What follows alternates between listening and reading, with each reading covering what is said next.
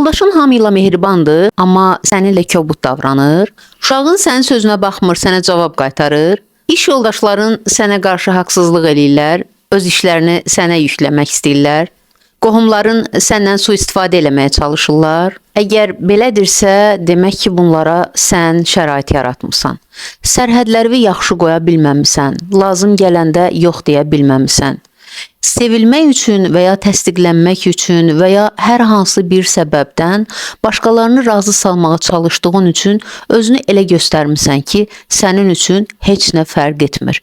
Şərait yaratmısan və özünü başqalarına, ətrafına, çevrənə belə tanıtdırmısan.